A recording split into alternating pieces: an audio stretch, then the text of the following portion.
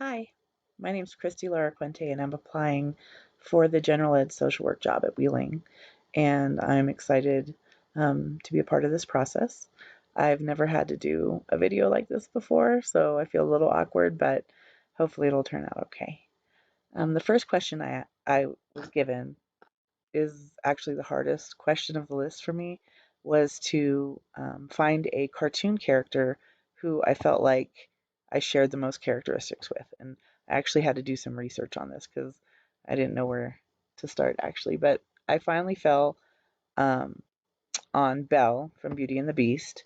And the reason I chose Belle is because of, first of all, her willingness to do anything, no matter how risky or scary or dangerous it might be, in order to help the people who she loves. And that is absolutely how I am. I've never had to go to a monster's dungeon and, try to win his love, but I would do anything in order to help the people who I love and care about. So, Belle and I do definitely relate on that level. I'm very family oriented. I'm passionate about helping others, especially kids, and I'm not afraid to take risks in order to help others. Um, I'm very passionate, like I said, about helping kids and families. I think that Belle also knows how important kindness is. Like even when she can be a little sarcastic, which I can too, she knows how important it is to treat others the way you want to be treated. And it's kind of how she finds herself teaching the beast um, how to behave because, she treats him with respect and kindness even when he's being a brute. And he starts to come to her way of thinking. Um, and she looks for the good in others. Like she sees that there's more to him than this scary monster. She looks for the good in people and in situations. And I'm similar in that way. I definitely feel like kindness works better than aggression to get your way and to get things done. And I believe that the only way to expect other people to treat you with respect is to treat them with respect. And that's all part of being kind. And I also look for the best in people. I don't take anything at face value. There's lots of cliches about that, but they're cliches for a reason because it's true. You can't just judge a book by its cover. You have to get to know people and earn their trust and develop a rapport before you really get to see who they genuinely are. So the other characteristics is Belle is a dreamer, and I'm definitely a dreamer. Um, she makes wishes on dandelions, and I definitely do too. I believe in the power of positive thinking, and I believe in manifesting what I want in my life. And I think that in that way, Belle and I are similar. And finally, Belle, she has an open heart, and she's hopeful. And I honestly believe that if you look for the positive, even in the darkest situations, there's something there, whether it's just a lesson that needs to be learned or like Mr. Rogers says, when things are bad, look for the helpers, look for people who are helping others. And, in these times right now where we're quarantined and we're going through this pandemic, unlike anything any of us have ever experienced, it's really important to focus on the positive and to look for silver linings. And I believe Belle would do that, and I definitely do that. So, yeah, I think Belle and I have a lot in common as far as characteristic, like traits. I don't think I'm, the belle of the ball. That's not why I picked her. So, the second question is what aspects of being a school social worker, what about that life attracted me to the profession? And I've been a social worker for over 25 years. I've worked in a lot of different settings. And after about 15 or so years working in different community settings, I applied for a job with Denver Public Schools, and that's in 2006, and that's where I started my school social work career. And the reason I wanted to do it is what I learned from all the other settings I was in, whether it was community mental health or dropout prevention or Child Protective Services, I realized that school is the central setting for kids' lives. They spend most of their awake time in school, or at least they're scheduled to. And I wanted to be a part of that. I want to be a part of the system that touches every socioeconomic level, every race and ethnicity. I wanted to be where I could watch kids learn and grow and um, develop all the skills that will help them be successful in life. I love that if I stay at a school for years, I can actually see the seeds that I planted, grow, and kids really learning over time and developing relationships. So, school social work has been an amazing experience for me, and I'm really um, happy that I found it. Um, yeah, so that's the answer to that question. All right, next question is, what do I know about wheeling? So, from talking to the principal and doing a little bit of research on your website and looking at a social emotional learning brochure that was attached to the email inviting me to do this, I feel like I have a pretty good idea of what kind of school Wheeling is, and I'm really excited about it. I know that Wheeling is an IB school. I work at Hinckley High School right now, and we are an IB school. So I do know that the IB philosophy or curriculum or approach is really encouraging students to be inquisitive and to be lifelong learners, and that it focuses not just on um, their academic success, but it really focuses on them as a whole person. And I really, as a social worker, that's really what I'm all about. I want to work in a place where children are valued and respected, and where we're all working towards the same goal, which is to help kids reach their potential. So that's one thing I know about. I'm sorry, Wheeling. The other thing I know is that from talking to your principal, that as a school you really value retention, and that's why you have us doing this video and going through all these steps, because you really want to make sure that we're a good fit for each other. And I think that's really important. I think that shows um, a lot of a lot of thought and caring goes into this hiring process. And I think that that's really amazing, because I really want to be somewhere where I'm a good fit. I want to be somewhere long term. I um, the longest I've been in one school was a K-8 in Montbello, and it was for 5 years. And I didn't want to leave, but the administration changed, and so then a lot of other things changed. So I really want to find my work home, and so I feel like this process that we're going through will let me know and let you all know if I'm the right fit. Um, and, just the fact that you have a brochure on social emotional learning, what almost made me cry, because most schools don't. Um, I'm not currently working in a school that values that a whole lot, and I'm so passionate about helping kids, and I know with all of my heart that kids need to feel safe. They need to feel welcomed. They need to feel important. They really need to have their basic needs met, and they also need to be able to grow and change, and all of that together comes before academic success. So social emotional learning is so, so important. I think especially at the elementary setting, where kids are so much more open and are ready to learn new things. And I think that um, as a school, the fact that you all have valued that as well is very exciting to me. All right, next question. Why should families trust me in helping to raise their children? And this is a great question, because, like I said earlier, kids spend so much time in school. We really do play a huge part in their lives, and it is important for families to trust us.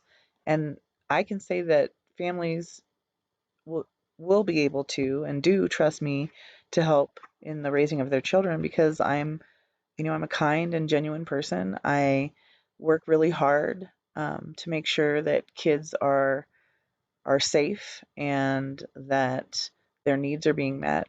I also am committed to being a trusted adult in these kids' lives. I am there really just for kids. Like I love when I work somewhere where I have amazing coworkers and I feel part of a team and I'm, you know, I'm being challenged in a way I haven't before. But the real bottom line is for me is that I'm there for the kids. I'm a strong advocate and I'm just really passionate about being a person that kids and families can go to and talk to and share their secrets and their worries and concerns. That's what I'm there for. Also, I have many, many years of experience working with kids and families. I have expertise in a lot of different areas. So I know that skill wise, I'm capable and able to help kids and families reach their potential. Um, and grow and change and find healthy ways of coping with life. So I think the experience that I've had over my career should really make parents feel comfortable that I know what I'm doing.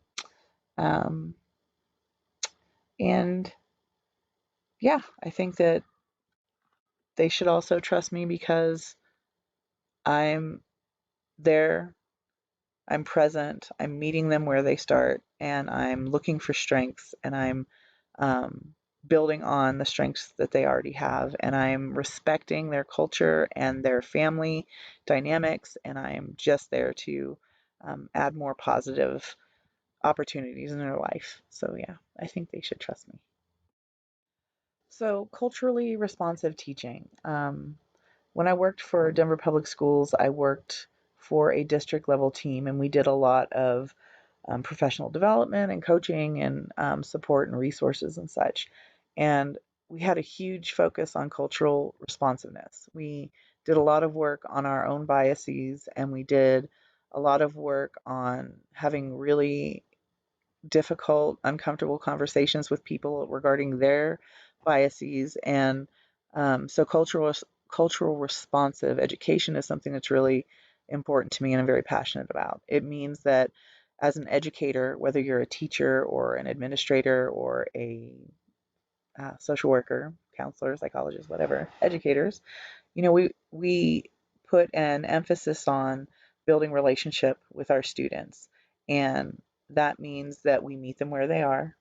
That means that we get to know them as human beings. We find out what their interests are. We find out what their culture is like, their community culture, their family culture, and we use this information to enrich our delivery of whatever it is we're trying to teach. You know, a lot of times adults think that kids need to adapt to how we provide them with school.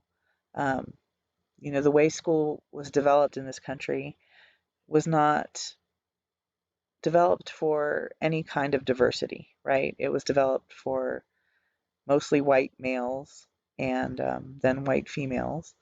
And a lot of that has carried through to today. Like, how do children who grow up with privilege learn compared to how children who grow up in poverty or children who grow up who have family from other countries, how do they learn? And it's important for culturally responsive education that we know those things, that we get to know our students and we can have a better understanding of how they learn and what their needs are and um, what's important in their culture, and we use that knowledge to bring in bits and pieces, whether it be storytelling, or playing games in order to learn. It doesn't all have to be sit and get. That's not culturally responsive.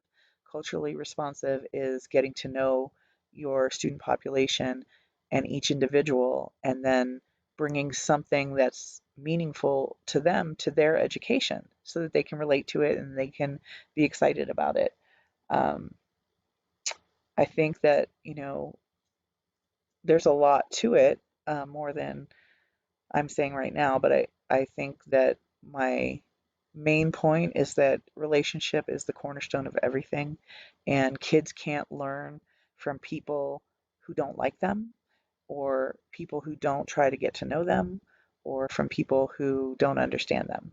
So, in order for our students in Aurora Public Schools to be successful, we need to be culturally responsive. Now, um, how would I com- use cultural responsive education in my role? Um, like I said, relationship is everything, and I need to make students feel seen and heard. A lot of times, kids don't. They feel invisible, or they feel like they have to act out to get the attention and for someone to pay attention to what they've been trying to say or do. They need to feel respect and they need to feel comfortable.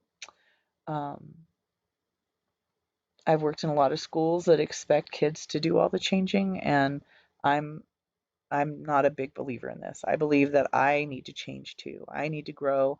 I need to be flexible. I need to figure out how to reach these kids and to gain their trust and to help them learn new skills so that they can be more successful.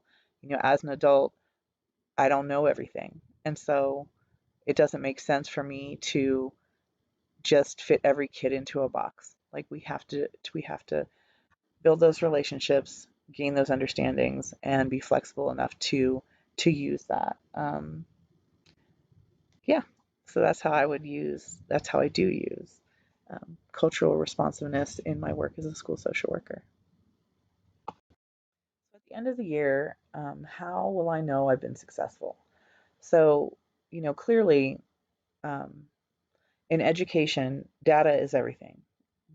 Everything we do should be data driven. There's no point in doing certain lessons or interventions if they're not working. Like, why do we keep trying this? We aren't getting any success. So it's important to keep track of things like how many how many office referrals were there at the beginning of the year compared to the end of the year. That's a big macro success that I hope to have an impact on. But even with just individual kids, like once they go through a 6 or 8 week group with me on maybe coping skills, they're able to demonstrate some new things that they learned. If they can demonstrate those things, and I can say they started here where their coping skill was to run out of the room, to now their coping skill is to do some mindful breathing or to draw a picture or to ask for a short break to go get some water. Like if kids can demonstrate new coping skills that I have taught them, then I feel like I'm pretty sure that I'm successful. Yeah, so basically, keeping data on the interventions that I do, whether it's working individually with a kid or in a small group setting or in a classroom, whatever intervention I'm doing, I want to know where we started in this process and what changes have come from me being a part of things. If there's no change, then I don't really feel like I've done anything, clearly. So that would not make me feel successful. So it's very important that I'm able to show that the work that I do impacts kids' lives in a positive way, because that's the only thing I really want to do is be a positive impact in the lives of children. That's my whole life goal. And so I need to be able to prove that I've done some of that. So that's how I would know if I was successful. If I can pull up the data, if I can show it, if kids can demonstrate it, then yes, I feel like I am successful. So finally, just a little bit more about me that maybe the questions didn't cover. Um, I do have close to 30 years of experience working with kids and families. I have strong clinical skills. I am a private therapist and an LCSW, and I know how to relate to people and I know how to help people. Um, Having the experience and the clinical skills that I've developed over the years makes it pretty easy for me to build relationships, especially with kids. Um, I feel like I do a really good job of building rapport and being that trusted adult. Um, in my school social work career, I've done a lot of interesting things. Like I mentioned earlier, I worked on a district team in DPS, and we did a lot of professional development. I led trainings on bully prevention, on classroom management, de-escalation. Um, Pretty much PBIS, positive behavior intervention supports. At my current job, I'm on the PBIS team. I'm on the MTSS team. I I'm on the district's crisis response team. I handle crisis very well. I'm very calm and cool under pressure. My first job was at a women's prison, and I learned very quickly to have a great poker face. So um, I do have some uh, expertise in areas that maybe some other social workers don't have if they haven't had the wide range of experiences that I have. And basically, I just want you all to know that I'm really passionate about being a an advocate and a person of trust and a strong team member. And I want to be part of a system that is working hard to help kids reach their potential and to be successful both academically and socially. I'm a very strong advocate and ally um, in the fight for equity in education. It's something that I will fight for my whole career until things um, there aren't so many barriers for kids, especially kids of color. And um, it's it seems like Wheeling would be an amazing place to work, and I hope that you'll consider me. Thank you.